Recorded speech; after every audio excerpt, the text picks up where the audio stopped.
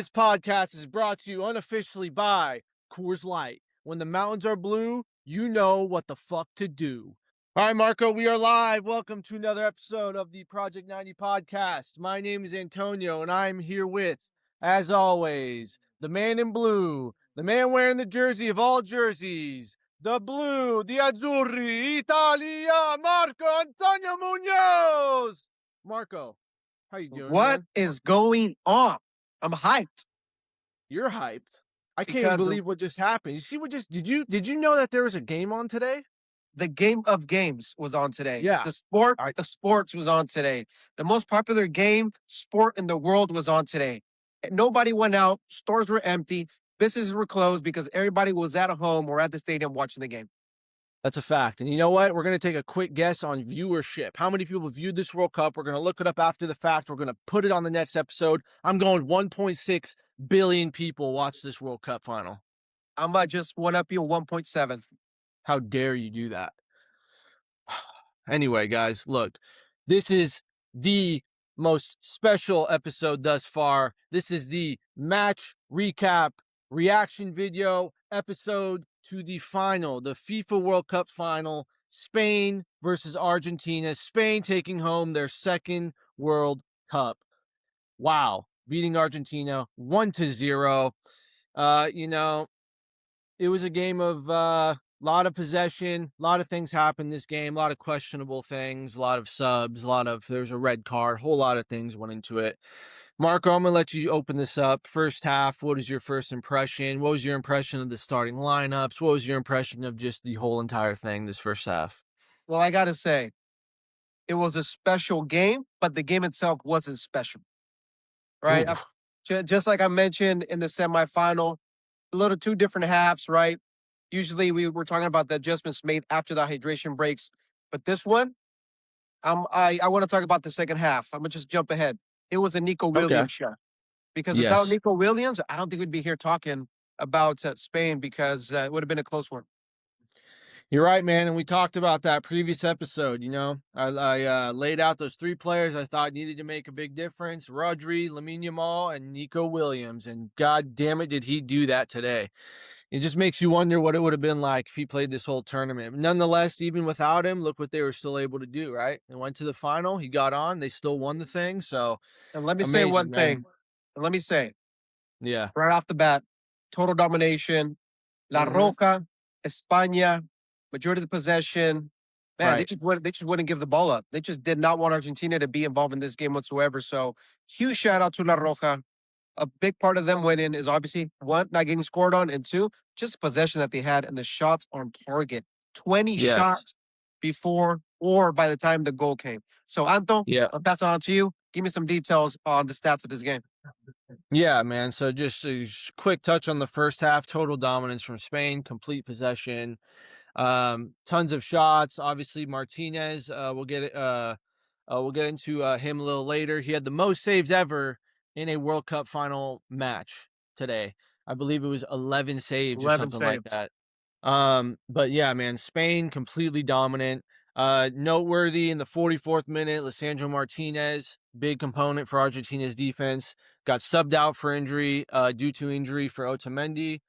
And yeah, man, that was pretty much the story of the first half. Spain was just on their ass, possession. They had most of the ball. They were passing the ball all day long. Argentina just couldn't get anything together. No possession, nothing worthy of an opportunity of any sort. So total dominance in the first half. Moving on to the second half, immediately, Nico Gonzalez comes off, who I thought was going to start this game like he did today. Did not have the impact that I thought. So Scaloni changed that up, brought on Leandro Paredes. And, second half sort of left off where the first one did, in a way, right? Possession stayed the same. Got real chippy in the second half. Argentina started coming out swinging. Paredes got a yellow. He's really getting in there with some tackles. In the 58th minute, Montiel off for Molina. Then Oyarzabal came off and Fabian Ruiz came off, right? Which were two big players for Spain this tournament. Ferran Torres, which we'll get to in a little bit, and Pedri come on the field, okay? What did you think, before we go any further here, of, let's say, Oyarzabal, Fabian Ruiz, Montiel in this game in particular? we have to give it to De La Fuente. He had all the right adjustments. He made the right adjustments. Right. I think we were talking about this during the game. Every sub, you know what I mean, played out. Every sub Yeah. played out. And I think for those guys in particular, um, they weren't outstanding today. Right. I think Yeah. if we want to say somebody was outstanding, we got to give it to Kubarsi out in the back, right? He was just Yep. solid, and then he was trying to get shots out when he was on the attack. But I kind of want to take it back to the first half. That Lisandro Martinez injury was a gut check to Yeah. Argentina, man, because that guy was balling Yeah. up until that injury. He was just all over the place, and losing him, man, that I'm gonna just say it just created a huge hole for them in the It's a back. big loss for Argentina. You know, later in the second half, also Romero, who had been playing the whole game, went down with injury. He had to get taken off as well. So it's a big loss there for Argentina. Uh, you know, would that have changed the end result? Would that have? I'm not too sure, to be honest, but it definitely was, you know, a first in this tournament for Argentina, not seeing them both in the center back position. So, you know, speaking of Kubarsi in the 77th minute, that man absolutely fires one on goal like we saw him do. I think it was against Belgium, right? Which, you know, is a part of his game that maybe doesn't come out often, but when it does, it's usually, you know, quite quality. It's quite effective. Shortly after that, though, or should I say shortly before that, there was another substitution, which is a big one in my opinion as well. Danny Olmo coming off and Alex Baena coming off. And then we saw Marino and Nico Williams coming onto the field. 75th minute, perfect time to really close out this game, bring some intensity, bring some speed. And yeah, man, from that point on, it just seemed like, you know, it was a matter of when is Spain going to soar. That's what it felt Nico like, you show, know. Nico show, Nico show.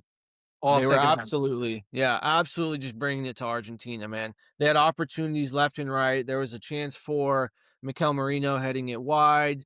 There were just a few really close chances for Spain that they just couldn't get on target. There was a nice save, a couple nice saves from Emi Martinez, but man, Spain was just knocking on the door. Um, and fun fact here, little stat I wrote down: the 84th minute, as we'll come to find out this entire game actually, but in the 84th minute, I was shocked to see that Argentina still had 0 shots. Yeah. 0 shots in 84 minutes. Wild, if you ask me. And the game-changing moment right here, I couldn't believe this, right? Absolutely stupid mistake. You know, he let the moment get to his head. I think he just lost control, lost all composure. Enzo Fernandez, terrible challenge on Kubarsi, gets sent off in the 93rd minute, right before extra time would have You started. just What can't do you do that, think? man. You just cannot do that, right? Especially if a player of Enzo's caliber, right? Such Yeah. important piece for that, just important piece for that team. You can't do that. You got to be smarter than that, right? Cooler heads prevail. But what do we say about the Argentinians? They're not always too cool, right? It felt like points of this game, they didn't come to the final, right? They came to for Fight Club because man, these guys were fouls left and right. They were just very physical and not in the right way. And fortunately for them, man, they didn't see more than that one red card because there's some questionable plays there. But you got to give it to Yeah. Spain; they were very good in tight places, and Hmm. Argentina just couldn't do anything. And Yes. them Yeah. not having a lot of possession, Messi's one guy, right? Right. Argentina needs to have possession in order for him to create a lot of plays, to create a lot of opportunities, which he was trying. At times, I feel Yeah. like he was by himself trying to create things for the team, and it just didn't happen. Yeah, Messi, you know, we'll touch a little more on him in a little bit, but you know, he created a, you know, good couple opportunities there. You know, Argentina wasn't really attacking much today. There was no real good possession in the Spanish half.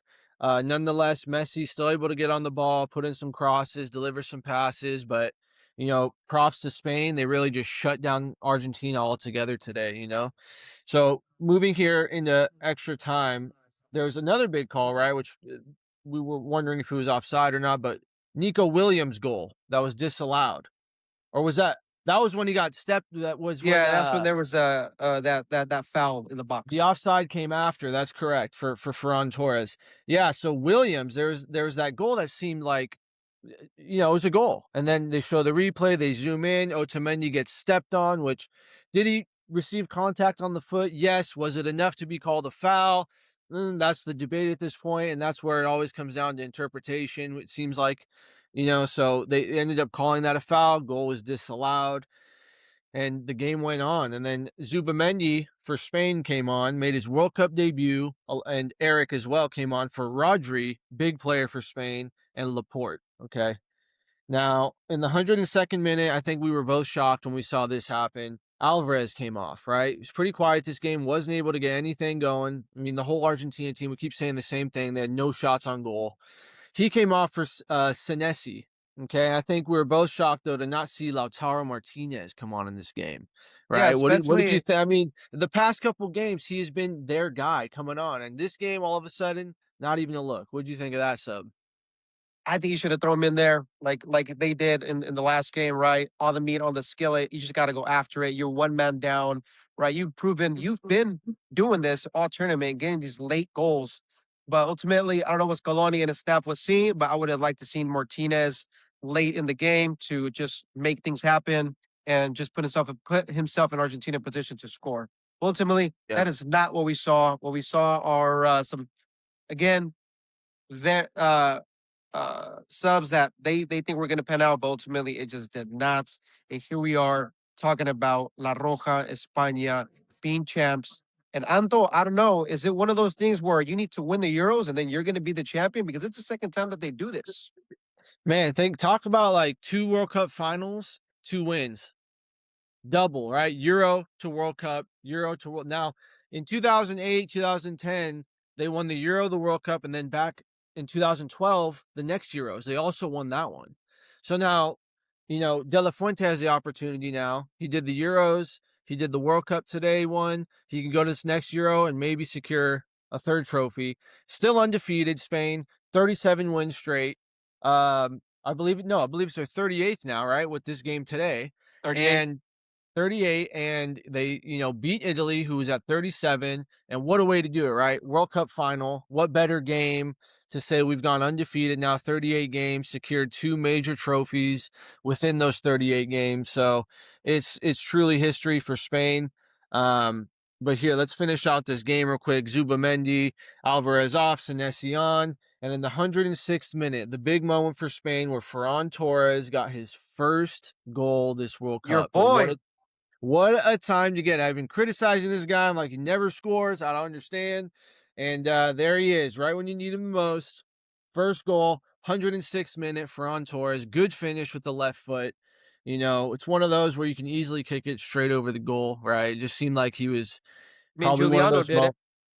Oh man, Simeone had a golden opportunity as well, man, at the end there. And after the Ferran Torres goal here, 106th minute, they were saying how there was 20 shots for Spain on goal, and they were finally able to get one, still 0 for Argentina, throughout this game. And yeah, man, it's shocking when you see those stats. And then the 113th minute, Ferran Torres again got the breakaway, slotted it past Martinez, but it was called back offsides, which it was. We saw in the VAR. But those last, let's say, 6 minutes, 6, 8 minutes, 9 minutes, whatever it was, extra time, Argentina, man, had a final push. And It was boy, on did their they have ass. they had about 2 or 3 chances there where I think, they could have scored. They probably wish they could get those moments back. But what an effort from Argentina. It did not go their way today. They were completely outclassed. That's just the brutal fact. Lionel Messi, what can you say about the guy? Truly one of the GOATs. He's already been to the final 3 times now. He won one of them. I mean, he's won every trophy you can possibly win. He's not just on the team, like participating in this World Cup. He's quite literally like carrying this team. He's doing so much for them, and to see him go out the way he did today, it's bittersweet. You get to see someone like Lamine Yamal win his first World Cup at such a young age. But then you see someone like Messi, who's had such a legendary career, just kind of go out, probably his last game for Argentina, just in this way. It's kind of sad, for not just for Argentinians, but I think for just fans around the world, just to see that. But nonetheless, look, Spain champions, 1-0. There were a few trophies after this game here. Man of the match, which we assumed Ferran Torres, much deserved, came on, made the impact.